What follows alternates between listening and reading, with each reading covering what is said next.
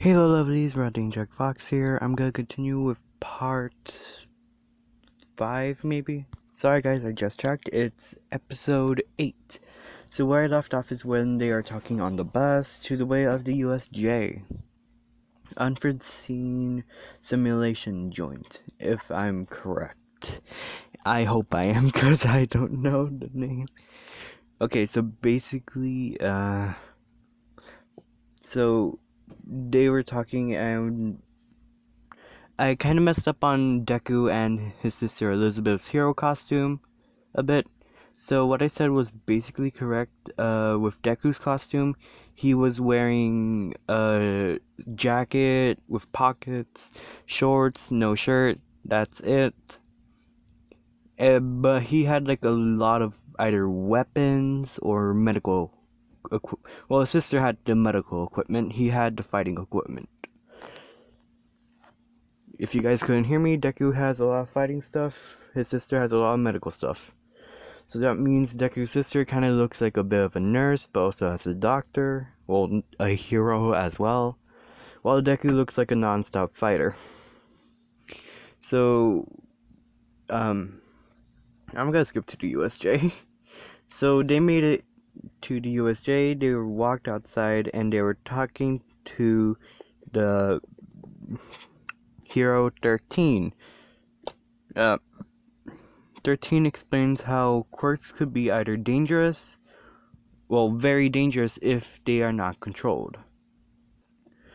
Rock is kind of fangirling because that's her favorite hero, while Deku and his sister are looking at amazement because they wanted to see the Hero 13 before they see All Might. That's what they wanted to see, but ta-da.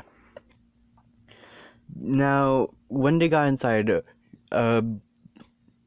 13 was explaining everything when they all hear Kirishima say, "Hey, they even got fake villains," as they turned around and seeing a big purplish black portal open up as waves of villains just, well, walked in. Well, not waves.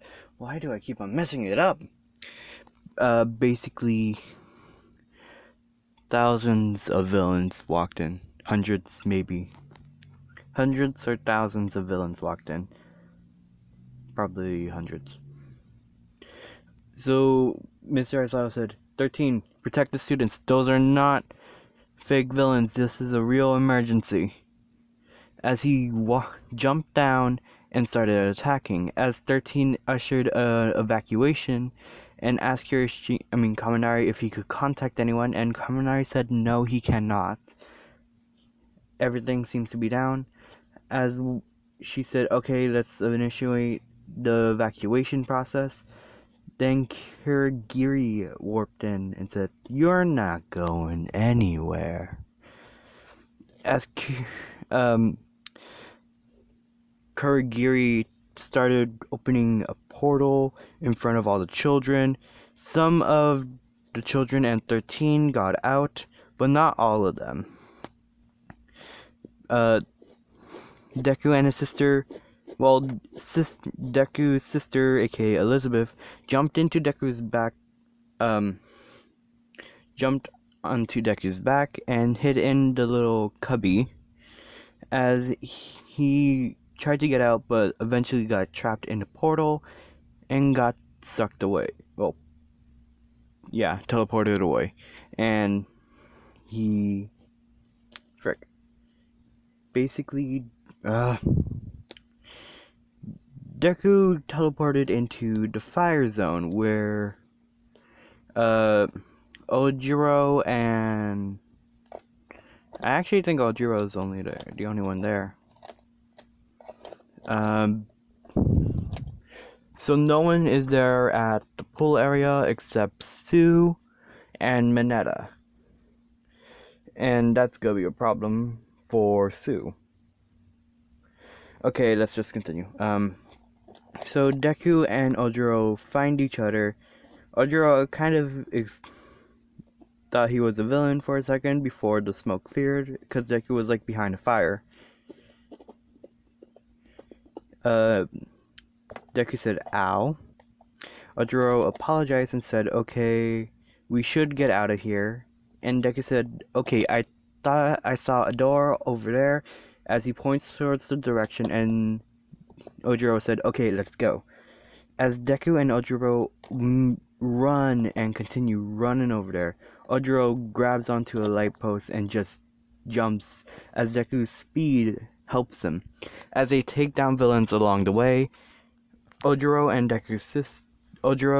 Deku, and his sister were running as fast as they can, since Deku's sister kind of jumped out in the wrong timing. And since Deku and his sister are in like a fire zone area, they kind of have flashbacks to when the pizzeria burned down, and that was kind of bad, since when that happened, Deku stopped for a second and looked around completely, imagining the pizzeria on fire and people are trapped inside. Because when they take down the villains, they just left them there on accident because they were on a rush to get out. So Deku literally imagined himself leaving innocent people behind, and he couldn't bear with it, so he ran back for the villains. At that point, Deku told Ojiro to take his sister, take Elizabeth, and run outside, because Elizabeth's suit cannot handle heat as Deku's suit can. As Elizabeth ejects to this, and Ojiro takes her and said, okay. As Ojiro takes Elizabeth outside and makes it out, as Deku grabs the villains and takes them away from the fire, as his suit kind of gets a bit overheated, as Deku continues running out, carrying like large quantities of villains, mainly enough where he could, like, some could be dragged, while others have to be picked up by Deku. And Deku just runs out with all these villains, as his suit kind of is on fire, and his hero suit.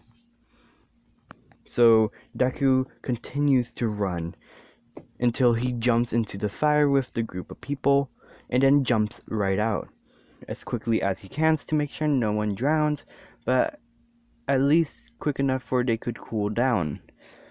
And if you guys are wondering why Deku is not short-circuiting right now, it's because the metal and the wires inside are protected with a metal seal, which kind of acts like a water protector. You know, when you put your phone into like something that protects it from getting wet, that's the reason why Deku and his sister do not start malfunctioning when they touch water, but they cannot drink it. So Deku and his sister continues running around. He tells Ojiro to hide while Elizabeth gets like a medical gets cuffs, and just cuffs the villains all together that they all caught, and Deku snaps out of his emotional state because that brings back horrible memories of when he was trapped in that pizzeria. Elizabeth's sister actually puts that memory behind her and kind of forgets about it because she was still young.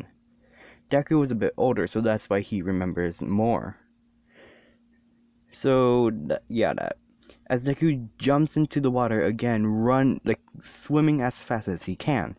I have no clue if a leopard is actually quick in water as they are on land, but I think they are, so I'm gonna just continue. As Deku just continues swimming until he gets to the boat where Sue and Mineta are, as he grabs onto the pole and jumps on, as Sue accidentally mistakes him as a villain, and Mineta as well, as they both attacked him by accident.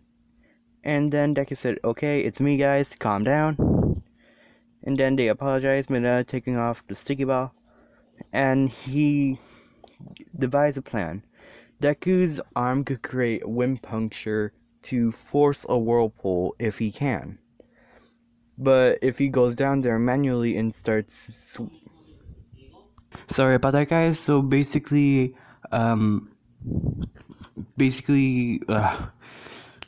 what I said was Deku could, either make, a kind of a piston or an air gun. It was like a cannon, but instead of it shooting a bullet or a cannonball, it will actually compress air and fire it.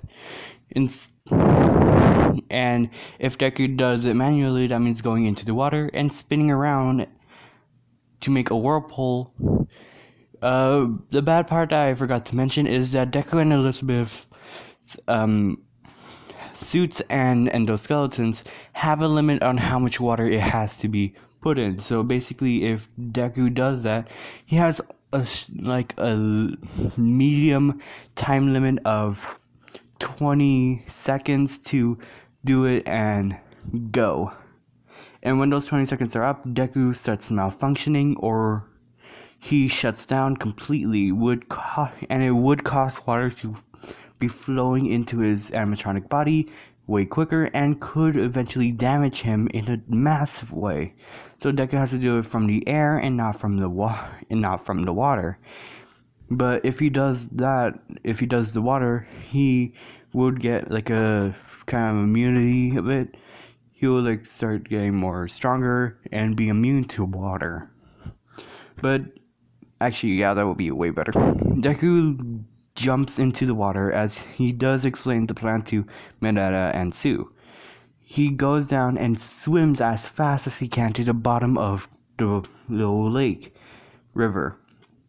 As he swims in circles, as it slowly created a whirlpool and slowly starts sucking in each and every villain. As Deku's doing this, he gets a bleeping notification in one of his eyes, telling him that he has 15 more seconds before he shuts down or water gets flown into his system, which is very bad because it could damage everything that Deku has. And so Deku has to hurry up in a case if he either wants to be completely removed from the world and his family, or if he has to be shut down. And that's very bad. So Deku is moving faster and faster so he can create a big whirlpool. At the top, where Mineta starts throwing the sticky balls into the water and slowly stucks every villain. As the time limit for Deku is going down, Sue and Mineta jumps away as quickly as they can. Sue gives a notification to Deku, and Deku starts swimming up. But since it was like very long way down, the timer goes down even more. So Deku eventually gets to the top as the whirlpool kind of sucks everything in and then flops it right out.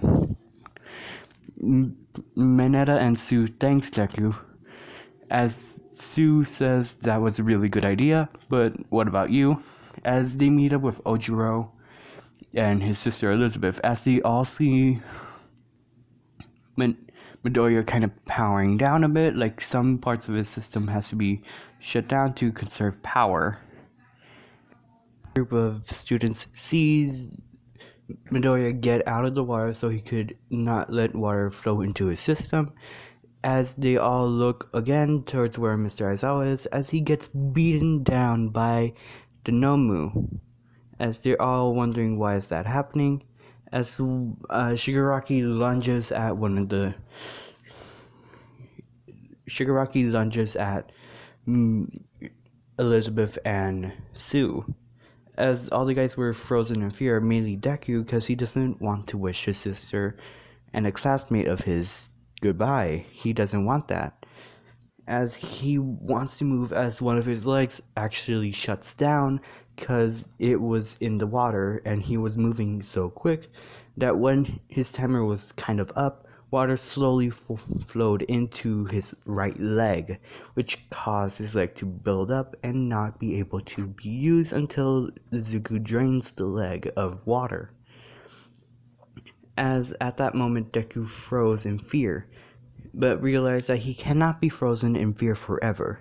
So he jumps in the way of Shigaraki's attack, as he feels like the metal portion of his chest plate slowly decays. As he grabs Shigaraki by the arm and snaps it in half, as Shigaraki yells in pain, as the Nomu runs towards Deku as Deku grabs Shigaraki and flings him across the room. Yeah, I think that's enough for today, guys. I'm sorry.